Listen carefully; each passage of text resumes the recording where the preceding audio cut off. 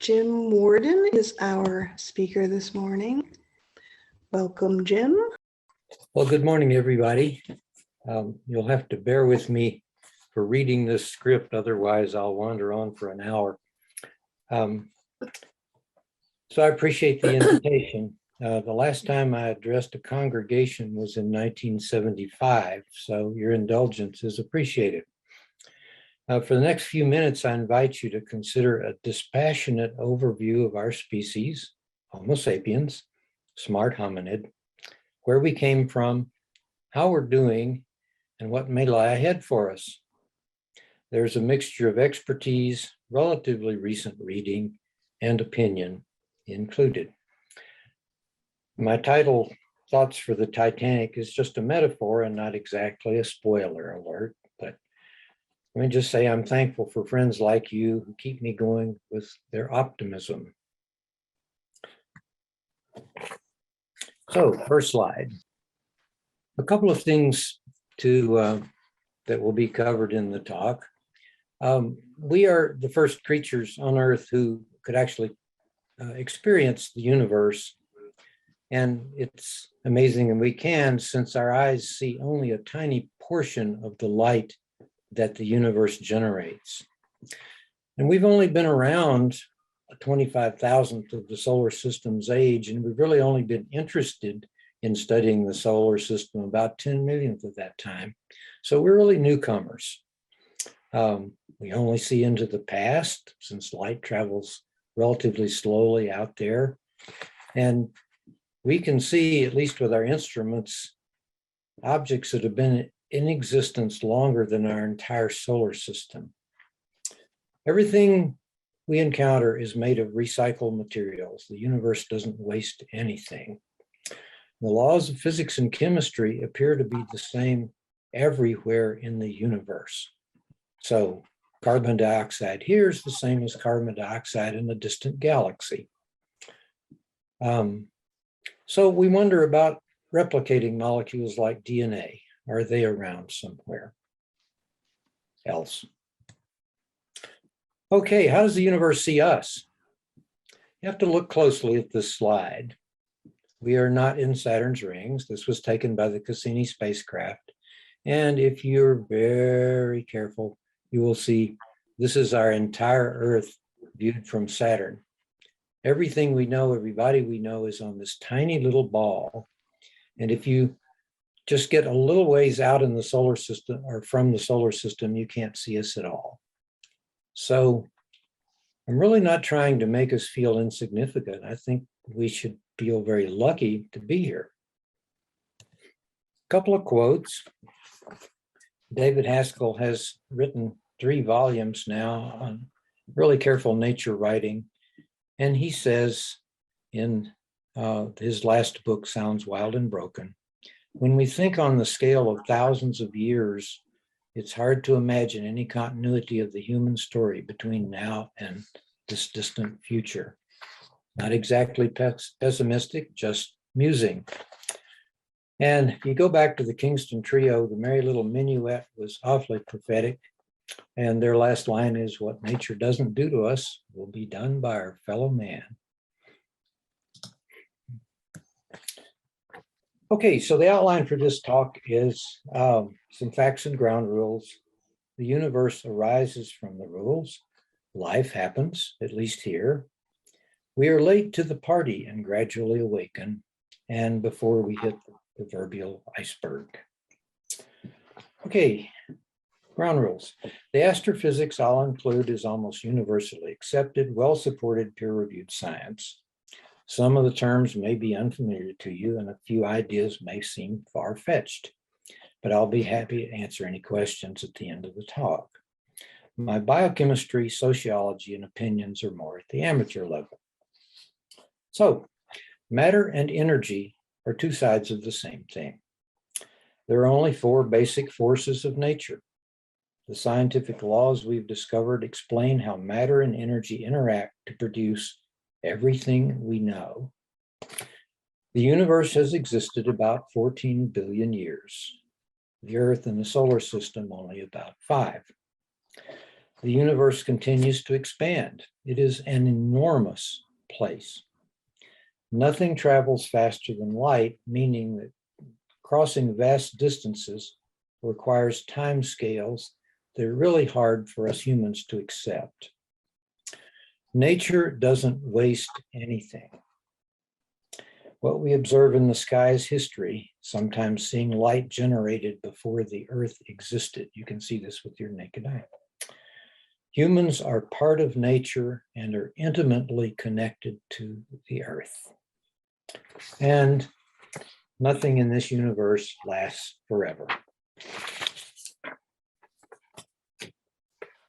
The universe, we are pretty sure, began with the extreme energy of a plasma, which is a term for pure energy. And the particles of energy, the photons, are so thick the universe was opaque for a long time. When it finally cooled down somewhat so that atoms could form about several 100,000 years before the beginning, there was only hydrogen and helium out there, the simplest atoms. There was no periodic table. Hydrogen gradually clustered under gravitational attraction. There were ripples in this, and stars formed. Now get this, the invisible template for building a star and making it work was somehow built into the fabric of laws and forces of the universe before the first one ever existed. Each one of those stars began fusing hydrogen into helium. It's a thermonuclear reaction. And this is called a star's main sequence life. The first stars were nothing like our own star now. They were very primitive. But stars can last a long time depending on the mass of the star.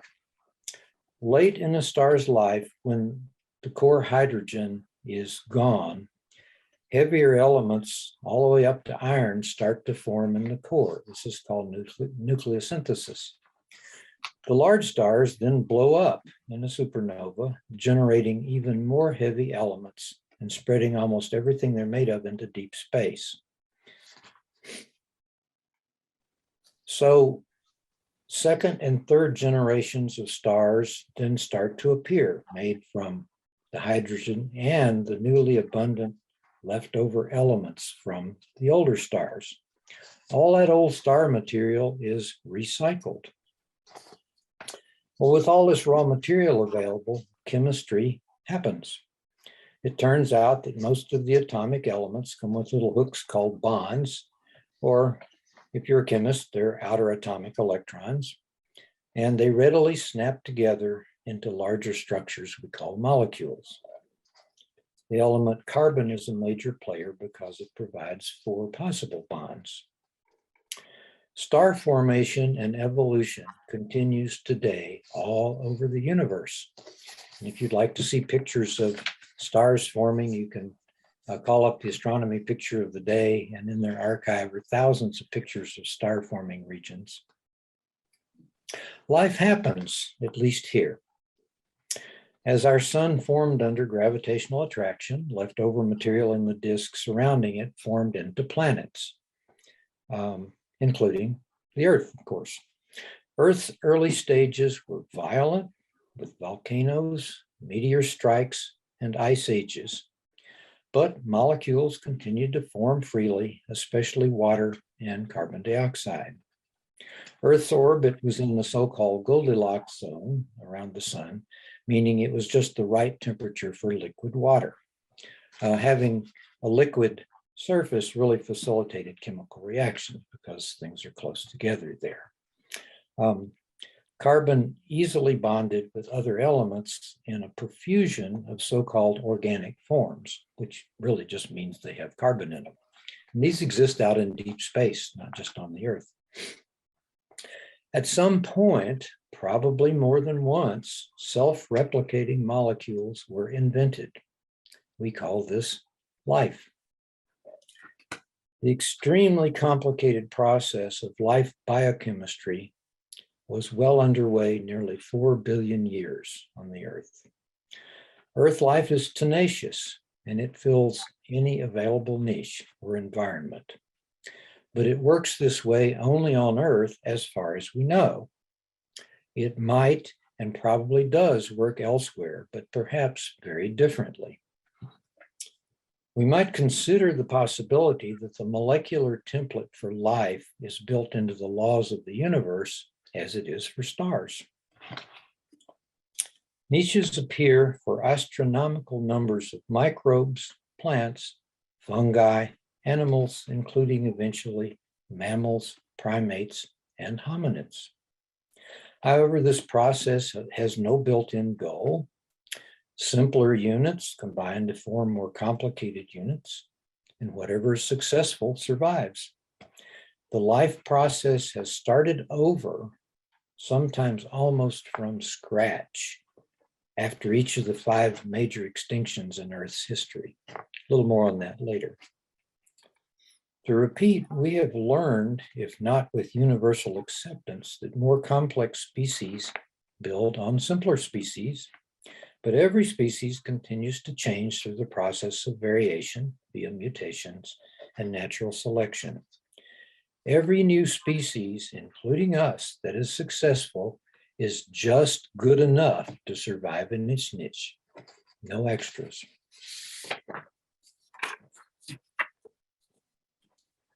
We are late to the party, and we gradually awaken. About 200,000 years ago, we appeared, Homo sapiens, the smart hominid. We are one of many accidental species of Earth's biota, cobbled together out of handy, well-tested spare parts. Our musculoskeletal system, our digestive bacteria, our binocular vision, our immune systems. What's new on Earth was our expensive big brain. The human brain is about 2% of our body weight, of our body by weight, but it consumes 20% of the calorie intake. Costs a lot to run it. Although there are other creatures with large brain-to-body ratios, neural pathways apparently are wired more efficiently in us, bringing self-awareness. It's amazing that we rarely think about just how fortunate we are to be aware in the first place. A bonus was that we learned to figure out what other creatures were thinking, and even to imagine things that may not exist, which gave us considerable leverage over our hominid cousins, such as Homo habilis, Neanderthals, Denisovians, and so forth. It put Homo sapiens at the top of the food chain, usually. We invented new ways to organize, hunt, gather, and gossip. We invented religion as well, since shared mythology and ideology seemed to be critical to group bonding. It wouldn't be too much of a stretch to say that Homo sapiens could be defined as the animal that has religion. My sociology from here on is informed by popular literature, so bear with me. The agricultural revolution about 12,000 years ago, speaking from Harari's book Sapiens, shifted our species from gathering from our environment to attempting to control it. At this point, we began moving away from the niche we evolved in. Although we are an adaptable species, our instincts were not always helpful, and our new situation added stress to an already challenging survival. But the creation of what we call civilization was well underway. Somewhere between here and the development of cities, states, and empires, the so-called civilized world developed a giant ego, partially because the religions which appreciate humanity's place in nature, attributed to the so-called primitive societies, gradually gave way to those that place humans outside of and above nature. We awarded ourselves a license to conquer the earth. Greed, in my opinion, was a logical consequence. The invention of science and mathematics and rapid development of these disciplines over the last 3 centuries awakened a new understanding of nature. For example, we've learned that we live in a universe of vast distances and timescales with a reasonable idea of its origins. Is this important to our daily lives? No, not really, although a dose of humility would serve us well. We figured out how stars work in the early 20th century, including, of course, our sun. Is this important to our daily lives? Well, somewhat, because satellite technology and electronics are affected by solar storms, which we're witnessing now. Of course, the sun is the source of almost all the energy on Earth, and it keeps us alive. How long will it be stable? We have been able to model that. Show you one more picture. Oh. This is what the sun looks like in ultraviolet, taken from the Solar Dynamics Observatory that helps us keep an eye on our star. As you can see, it looks very calm during the day, but it is really a roiling thermonuclear reactor, and it's pouring out ultraviolet light, probably even more than visible light. If our atmosphere weren't here, neither would we be, because this ultraviolet light would sterilize the planet. So we're lucky to have both the sun and the atmosphere.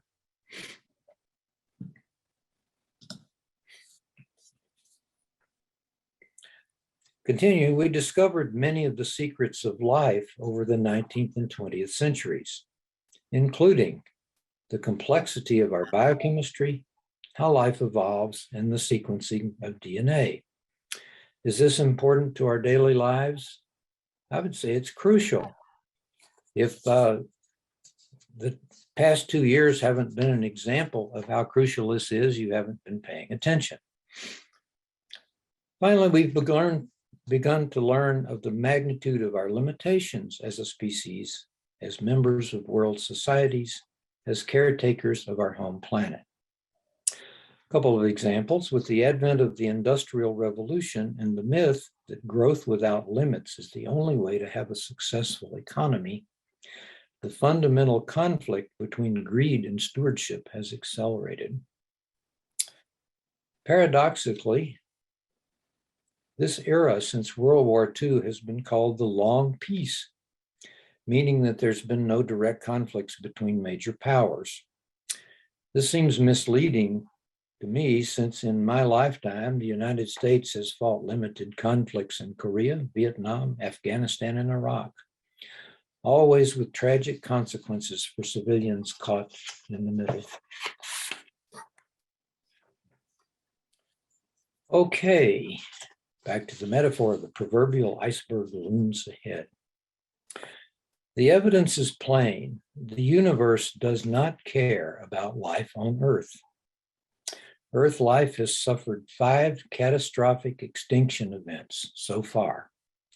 Their dates mark the divisions between the great periods and epochs of Earth's geological history. So what do we care about? What should we care about? A metaphor for our time is suggested by the novel Flowers for Algernon by Daniel Keyes. In the story, a mentally challenged man is given experimental stem cells for the brain that raise his IQ to genius levels. He becomes a student and then a scientific researcher who figures out that his enhancement is short-lived and failing, and he must learn to accept his fate as he publishes the result. So what are we learning today?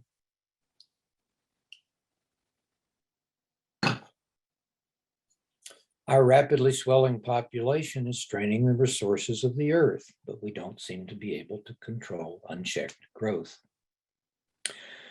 We do not adequately feed the world's population, or even that of Washington County, Virginia. Although statistically we're less violent than earlier times, according to Steven Pinker in The Better Angels of Our Nature, we are observing frequent epidemics, overwhelming evidence of climate change, severe pollution from plastic waste, and lots of political upheaval. Our superb technology for communication, both social and mainstream media, is being used to generate an avalanche of hatred, nonsense, and harassment. A recent article in the journal Nature reported that in 2020, the mass of all human-created material exceeded the natural biomass of Earth for the first time. We are in the middle of the sixth extinction, marking the division between the Holocene and, yes, the Anthropocene epochs. We're destroying many successful ancient life forms and our genetic heritage. So, in my opinion, we have bad news and good news. So first, some bad or at least sobering news. If we continue to party on as usual, our civilization almost certainly will collapse, with extinction virtually guaranteed. Let's put it another way. Our intelligence is not proving to be a long-term survival trait. We are struggling to survive outside the niche we evolved to inhabit. We are here for the duration. We cannot move Earth's human population to another planet. Our species is inseparable from the Earth's ecology, no matter what our ego tells us. This doesn't rule out a few research or mining colonies off Earth, of course, but robots are much hardier as permanent settlers and they don't need an ecosystem. Finally, in the bad news category, major threats to our civilization and our species continue to include a catastrophic asteroid strike, like the one at Chicxulub, a massive volcanic eruption, such as the Yellowstone caldera, which is waiting to happen, a nuclear war, or another but super COVID pandemic. Thankfully, there are serious professionals who study these possibilities so that the rest of us can sleep. Personally, I rate the civilized world's response to COVID as a C- at best, based upon a lack of application of the golden rule, if nothing else. Well, how about some good news? The Earth has about 500 million years of life opportunity left. That's a long time. Do we want our great-grandchildren to stick around and enjoy it? A small reminder that no human civilization has ever lasted even a tiny fraction of that time period, but we can always hope. Now, is it possible to survive as a species, or at least an order, that long? Well, yes, indeed, it is possible. So don't jump out of your seats, but I want to show you a kind of interesting slide.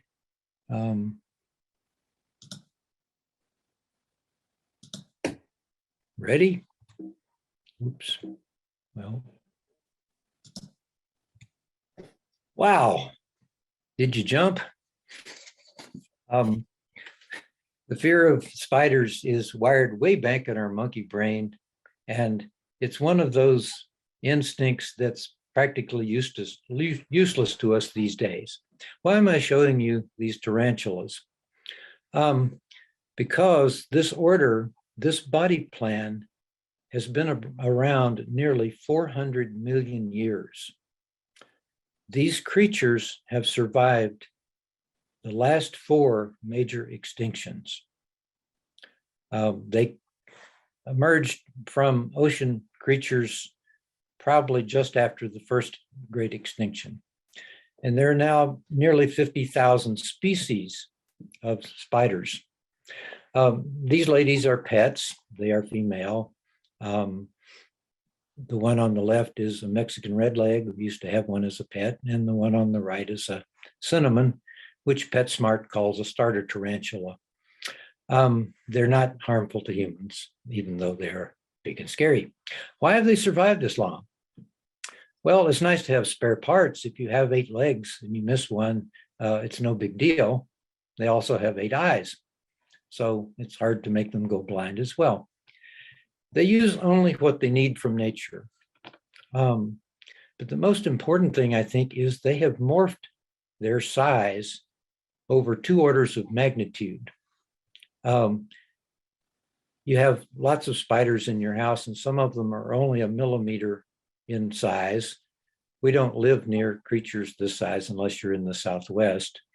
So if humans did this, we would range from about 2 feet tall to 20 feet tall. What this means is that these creatures can survive in almost any niche they encounter, and they do. So it's an humble species, or there are lots of species. It's an humble order, but they do know how to last.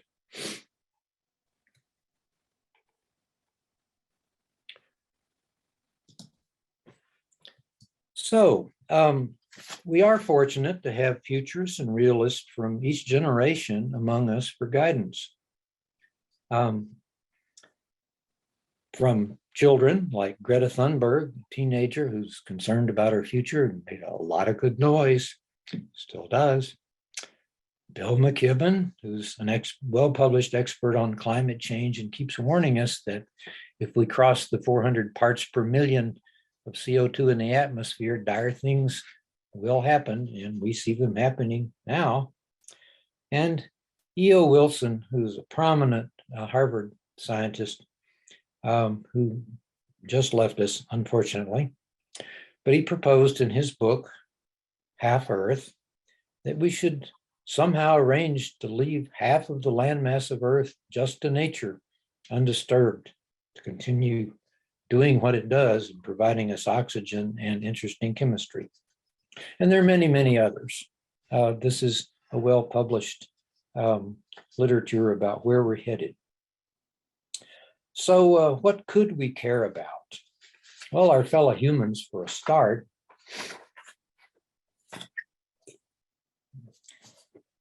There are lots of possible futures for us in the literature, science fiction and perspective literature and so forth. We could attempt the folly of turning the entire Earth into a giant urban landscape containing just us, our microbial passengers, and our created animals, all eating manufactured foodish substances. In my opinion, this would fail, partly because the estrangement from the natural world would create a dystopian scenario of declining physical health and psychological collapse. A little bit of empirical evidence is the failure of experiments like Biosphere 2, where people were locked up in a rather fancy habitat for 2 years, and the whole thing fell apart, both psychologically and physically. You can look up Biosphere 2 on the web. So an illustration of what I'm talking about is here. If you really want to dream in your wildest dreams that this kind of thing is sustainable, I hate to dissuade you, but this probably can't even last 50 years before we totally run out of fossil fuels. The model of living far away and commuting to work in a central zone is way outmoded, and urban designers need to create for us habitats where people live where they work and don't spend all of their time doing this. This to me looks like the beltway around Dante's Inferno. It's a wild idea. It's explored in the science fiction literature, but we could genetically alter our species to match this dismal urban niche, making Homo sapiens obsolete. I guess we could alter ourselves so we can stand this. We could only hope that our replacements would be less greedy and more altruistic. Or we could learn to balance population, urban design, and green space. Striving for a world of tolerance, empathy, and altruism is a long shot, but it's worth pursuing. So here's my bottom line. The Titanic disaster was caused by arrogant design, cheating in construction, incompetence in navigation, and virtually no planning for emergencies. The few rescued survivors were incredibly fortunate that another ship was nearby. Is humanity as a whole going down this path? This time, there is no one out there to rescue us. I'll admit that these are worrisome times on planet Earth. However, our species has demonstrated that it is capable of incredible intellectual feats, heroic compassion, and boundless artistic expression. We are smart enough to make Earth into a sustainable paradise for ourselves, our descendants, and our fellow life forms. Will we? Where do we start? In closing, I'll give you a little Pickles philosophy. Everything starts with us. Thank you for your attention.